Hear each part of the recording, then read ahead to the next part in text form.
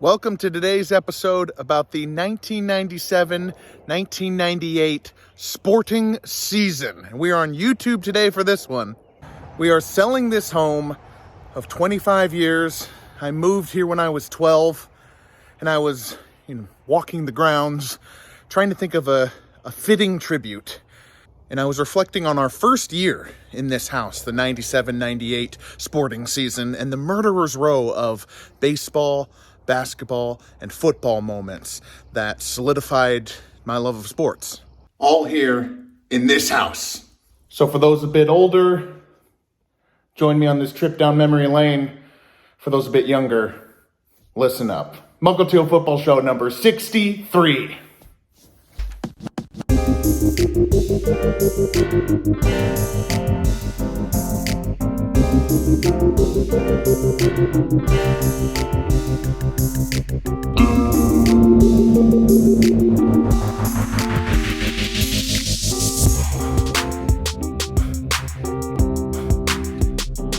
Let's start with baseball.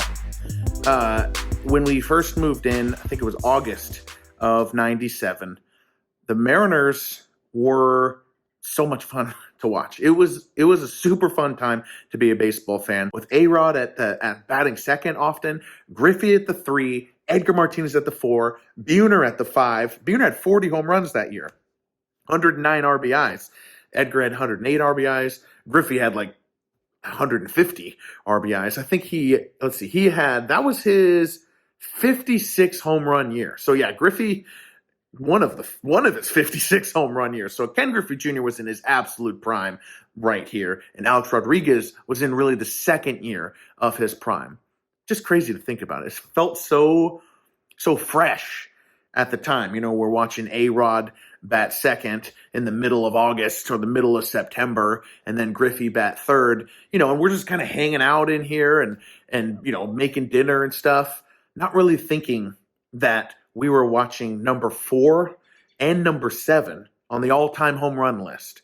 I mean, A-Rod is like 4th all-time home runs and Griffey is 7th, and the other names are Babe Ruth, Barry Bonds, Hank Aaron, Willie Mays, and it's such a rich history for baseball. So for two of them to be on the Mariners at the same time, that was a lot of fun.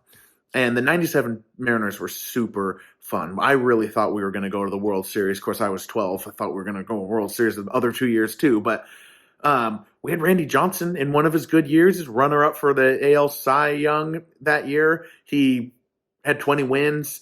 Jamie Moyer had just joined our team at the beginning of his late bloomer career. But we lost. The Mariners lost to the Baltimore Orioles. Cal Ripken, Mike Mussina, Roberto Alomar. It was heartbreaking. That was a complete bummer. But the Orioles lost to the Indians, so we felt a little bit of catharsis with that. The thing that I'm always grateful for, my mom, my stepdad, my grandma, my family. It's like when the Mariners lost, or the Sonics lost, or the Seahawks lost, which they were losing a lot in the 90s, we didn't stop. We didn't turn off. We watched the rest of the playoffs because, that's when it gets good. The playoffs and championship stuff is what you live for and what you want. And that's the stuff that I remember in this house. So the Indians, who we hated already because they beat us in 95. They were the ones who, when we refused to lose, they refused to allow us to win. So we didn't like them from 1995. And then 97, they beat the Orioles, who had just beaten us. So they go to the World Series, and the stage is set for us to have some rooting interest. And that rooting interest was not the Indians. We were rooting against the Cleveland Indians. And who do we have to root for? The Florida Marlins.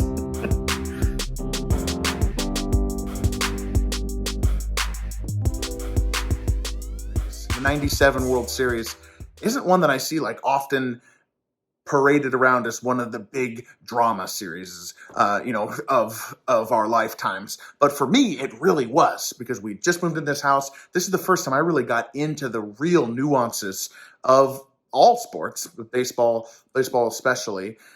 It's also kind of, it's 2-3 years after the strike, so we don't really, baseball is kind of still taking a bit of a hit for the adults. But as a kid, I didn't know anything of that.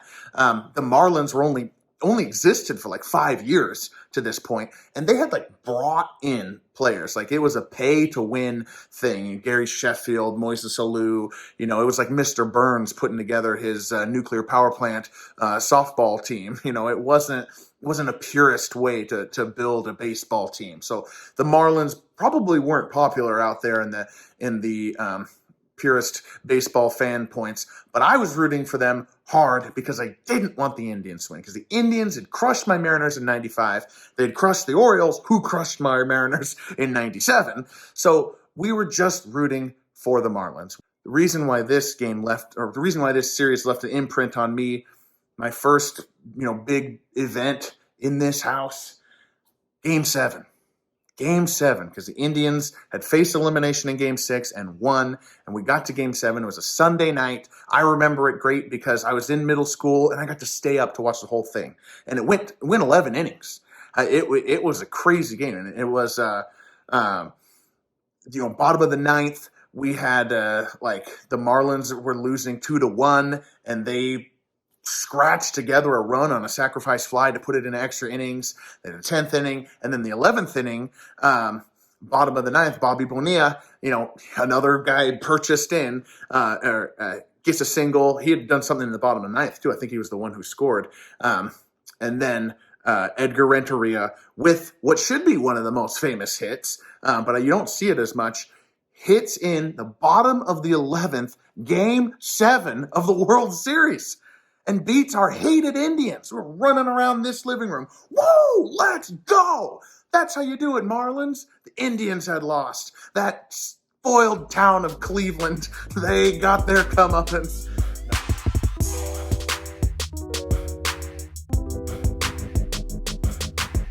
So the World Series ends, and we turn to football.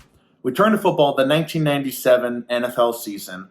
This was the first time that I was really getting into the nuances of the regular season.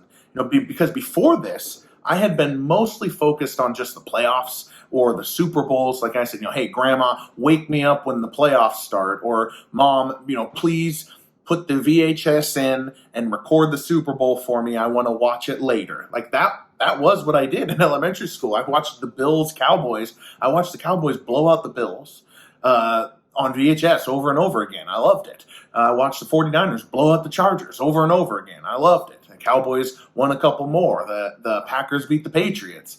But by 97, I was starting to pay attention to the actual flow of the regular season and started thinking about the players and their overall records. Barry Sanders was doing his 2,000-yard thing that year, so that was really fun. Brett Favre was on his MVP run, so he was the big star. We loved Brett Favre. He just loves the game, And the Broncos were a big deal as well. Now, we didn't necessarily like the Broncos because, we weren't supposed to, because the Seahawks were in the AFC West at the time. And Mom and Grandma, John Elway's a spoiled little bee. We would chant, smell way at the Kingdom. But Terrell Davis was a lot of fun for my brother and I. We had a Terrell Davis jersey. Credit to Mom, who was just like, screw these kids. They want Terrell Davis, they get Terrell Davis. She didn't try to push on us that no, you hate the Broncos. Because we did. We loved the whole NFL. I remember we had a Marshall Faulk Colts jersey out here. I mean, we just loved the whole NFL and everything that came with it. But at that time, the Super Bowls were generally blowouts, and they were always the NFC. I mean, you can look at it on Wikipedia now. The AFC was cannon fodder for the NFC. That's just what it was. The Bills lost 4 in a row. The Broncos lost 3 in there. The Chargers were lambs of slaughter. Neil O'Donnell and the Steelers, Drew Bledsoe and the Patriots, boom. The NFC was just dominating with the Giants and the Cowboys and the 49ers, and now the Packers. the Packers were the next NFC dominant team. And we're here again. They're going to get a 14th victory. But I think everybody knew at the time the Broncos were something different. We had a Terrell Davis jersey, like I said. So we knew there was something different. And this Super Bowl in this house was the first one that actually mattered. The first competitive fourth quarter I'd ever watched in a Super Bowl. And it was so fun. I remember it so well. I remember watching the Elway copter. It's one of the, if you have a 7-second clip of NFL history, the Elway copter is one of the things you see. I watched it. I watched it right over there. It was so fun. And I remember still to this day the ending very clearly when the Packers got the ball. They had a chance to go tie it. And I remember the fourth down incompletion. And ever since then, and even before it really, the end of the Super Bowls, the fourth quarter of Super Bowls, there's just no more magical time than it. Every time we're back in it, I'm always like, here we are again. It's so cool. I think about baseball, like I think about basketball, like I think about football. It's amazing to me the chaos and the game of inches and just the game of tendons and bones and blood. It's all happening out there. And once it does happen, it's history. It's in stone. These guys' lives are changed. So the Elway copter, the Packers going 4-0, the AFC getting their first victory in 13 years, Elway getting in. I remember that this one's for John. Seattle Supersonics, we really wanted them to beat Michael Jordan, to get to the finals again, and to win it, to destroy the trilogy. And the Seattle Supersonics, they were so fun to watch in the 90s.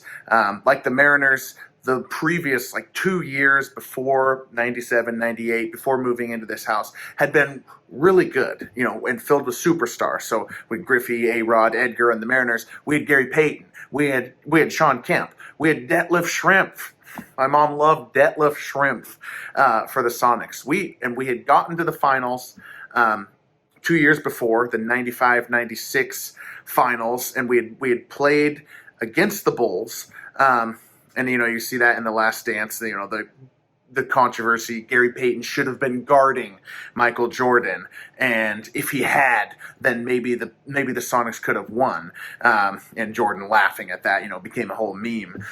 But now 2 years later, 97-98, the Sonics, we had lost Sean Kemp by this point. We had traded him in for Vin Baker, who for that year was really good. Later he would kind of get out of shape. With Hershey Hawkins, Sam Perkins. It was still a very good team. We were the 2 seed in the West, 61 wins. In the first round of the playoffs, we played the Minnesota Timberwolves, and we beat handedly a 21-year-old Kevin Garnett and the Minnesota Timberwolves. I remember watching those games. We loved Garnett in this house. He used to be one of our favorite players, so we used to pretend to be out in the just like we loved Marshall Faulk as the Colts, and we were really into those new players. So Kevin Garnett was one of our favorites, but we were happy the Sonics beat him. In the second round, we actually lost to the Lakers. The Shaquille O'Neal, Kobe Bryant Lakers. And that was a total bummer. We probably shouldn't have. We were the 2 seed. Kobe was definitely not Kobe yet. So the Lakers beat the Sonics in the second round. The Lakers go to the Western Conference Finals, where they lose to the Utah Jazz. So they used to lose to the Utah Jazz, who are going to go on to the finals to play the Bulls. It's kind of symmetrical with the baseball season that was only 5 months before this. We lost to the Orioles / Lakers, who then get beaten by the Indians / Jazz. So we're going to root for the other team to beat the people who beat us, beat our Seattle team. Though in reality, I needed very little incentive to root for Michael Jordan. I think everybody was, be like Mike. Everyone was a Michael Jordan fan in the 90s, and I was rooting for the trilogy, for the second three-peat. And And we already hated the Utah Jazz too. Malone and Stockton were whiners. Just like Elway, Mom would just be so, oh, come on. Stockton's like constantly complaining. And I hated how he would always like run into the guy and then fall back. And because he was smaller, it was just a foul. Maybe he shouldn't do that. Maybe he shouldn't do that. So after a great World Series, after a great Super Bowl, we are going to get a great NBA Finals. What a run this was to christen this house.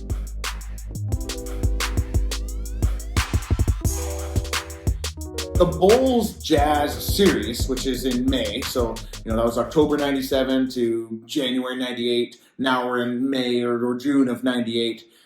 The Bulls-Jazz series doesn't have like that drama. Like it wasn't Game 7. It wasn't the very end. But it was Game 6, and it was memorable. We knew it was going to be memorable. Like we all went into the NBA Finals knowing what this was, that this was the end of Michael Jordan and the Chicago Bulls, the end of the 90s in a way, the end of the dominance for this run of superstars that had dominated the league, the 92 Dream Team.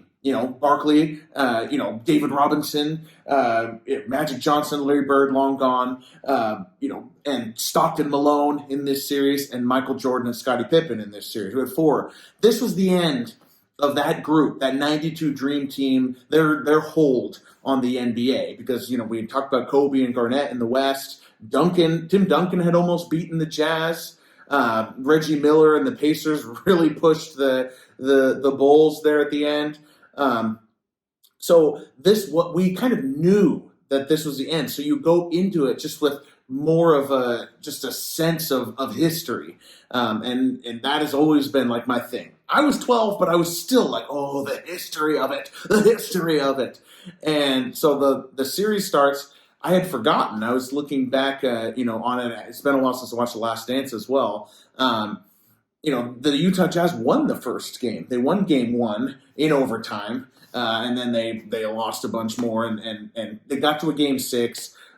They really needed the victory, and that Game 6 is one of the most memorable games of NBA history. We talked about how the Elway copter, which was only 4 months before this, what a year for this house and for sports. But the Elway copter is kind of one of the things in the 7-second clip for NFL films. Well, the Michael Jordan, push back and fade away over Byron Russell in Game 6 of this finals is the 1-second clip summing up the NBA. It is the one of one. The way Jordan holds his hand up there after he does it. Bob Costas being like, if that was the final shot, then what a final shot it was. And I remember the game so vividly. I remember the steal. I remember the Jordan steal. I remember the shot. I was right here watching it. And a funny thing is that I remember saying, even at the time, 97, 98, that, this, which right here, I was standing right here watching the television, was my spot. This was the spot I was going to watch sports at for the rest of my life. I was going to stand here in the big moments. This is where I was standing when Edgar Renteria hit in with the bottom of the 11th to beat the Indians, now Guardians. And then this was where I was standing when Brett Favre threw the incomplete pass and the Broncos won the Super Bowl, finally winning it for the AFC and for John Elway. And then this is where I was standing when Michael Jordan stole the ball from Karl Malone, took the ball down the court, and sunk it over Byron Russell in one of the greatest, most iconic plays in NBA history. And this is all like 6 months at this house. It was such a cool time. So the NBA Finals, so World Series, Super Bowl, NBA Finals, what a start. But now we're starting back up. The 1998 MLB baseball season starts, and more exciting stuff starts to happen to christen the first year of sports in this house.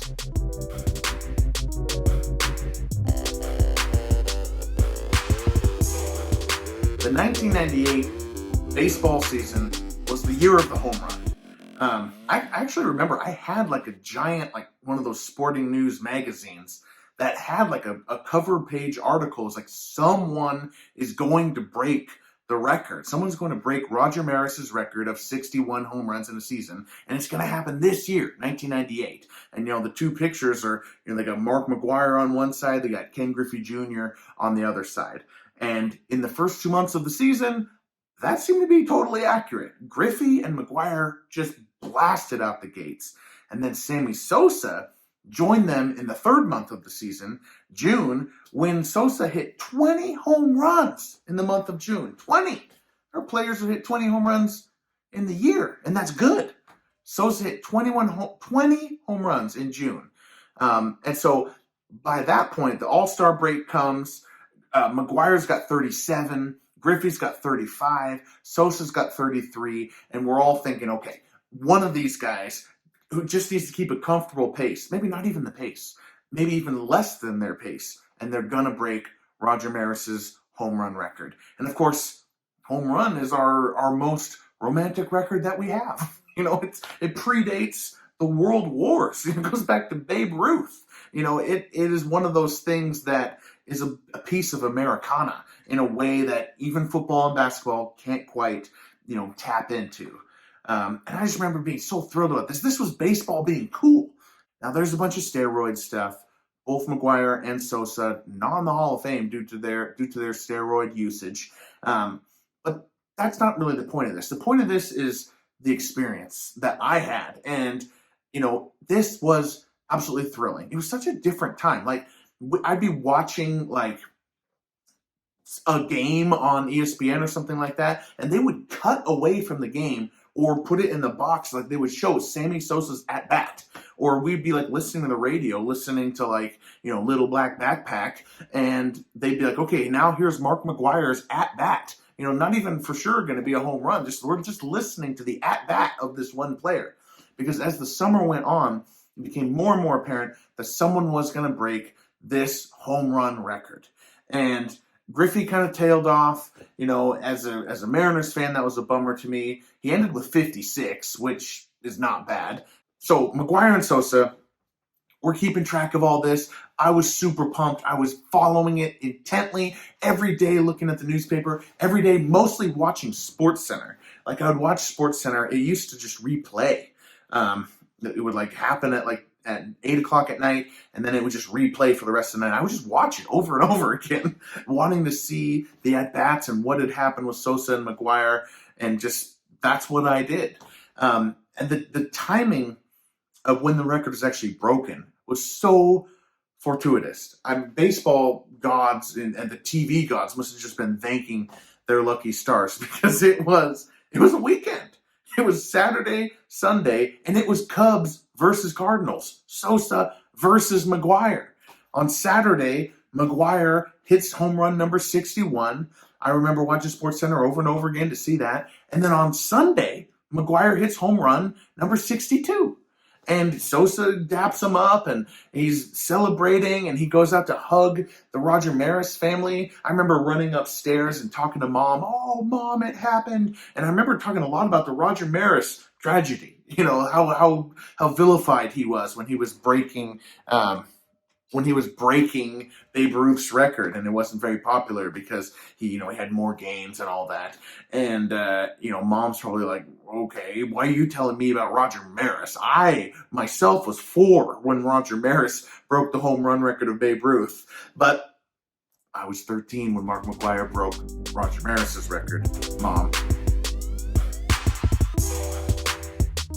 From the Marlins winning in the bottom 11th World Series, the great Mariners lineups of 97, from the Broncos finally breaking the AFC's losing streak in the Super Bowl, from Michael Jordan's final game as a Bull, McGwire, Sosa, Griffey, the home run race, all of that in this house, the first year of sports, was amazing and fun and impactful and meaningful to me. But the most lingering was my joining of the Mukilteo Fantasy Football League. 1998 was my first year of fantasy football. My mom, who was the commissioner, allowed me to finally be truly on a team. I got to pair with my grandma Shirley. We were called the Flaming Turtles. I finally got to join our family has been playing fantasy football since 1976, since the expansion year of the Seahawks. And my mom took over commissioner late 80s, early 90s, so I was a little kid. So fantasy football draft day for me has always been like one of the holidays. It's, there's one of the holidays we have to clean the house for. It was fantasy football in August or September, Halloween in October, Thanksgiving in November, Christmas in December. I'm going to clean the house 4 times in the last 4 months of the year. But so I got to be on the team. I don't know the exact team that we had because our records don't go back that far. They go back to 2001, and with a few select years. But what we do know, and what I do remember, I don't need any records to know, is that in 1998, our first year, we got second place, and we did it through 2 Vikings players, running back Robert Smith and wide receiver, rookie, Randy Moss. They were 15-1. They were scoring points all over the place. It was so fun. And it got me addicted to fantasy football, I am sure. And the best day of it was Thanksgiving. Randy Moss versus the Cowboys in his rookie year. Now everybody knows exactly what we're getting to here. This is the 3-catch, 163 yards, 3-touchdown day by Randy Moss, where he absolutely dominates the Cowboys on Thanksgiving Day. I was down here, playing with the kids. We were, doing whatever. The adults were upstairs drinking, and the game was on. And so what would happen is 3 different times you'd hear stomping and calling for me, Miles, Miles, Miles. And they would call me up to the upstairs. And I would just run up these stairs, and I would just say, what? And they'd be like, oh, come up here. And then I'd find a place, and I'd just get in time for the replay. And I'd watch, the flea flicker, Robert Smith, back to Cunningham, deep to Moss. The other play, there's the straight bomb to Moss. And then my favorite, the 3rd touchdown, which was the short pass to Moss, where the Cowboys just had not experienced this type of speed before, and they just whiffed on him. They took the wrong angles, and Moss took it another, 60 yards for the touchdown. And each time I'd be catching the replay. And this was like super fun because for Grandma and for me, we didn't usually enjoy fantasy football together. We just usually talked on the phone about it. So this was like one of those rare moments where we got to enjoy it face to face. So super fun, super memorable, and probably one of the reasons why I have a football podcast today. So that concludes our show going through the first year at this house. A lot of great memories. I've got a vodka Coke in tribute. A lot of good things to go through. I hope this was entertaining. I felt like this was a good tribute to the final days of the house. And thank you for tuning in. The Muckletoo Football Show will be back all off season with just random stuff, and then we'll have shows Sunday, Monday, and Thursday every day during the season. So we'll be going. So please tune in. Please subscribe, share, review, like us on Apple, Spotify, or follow us on Twitter at MUK_football on Twitter. Thank you, and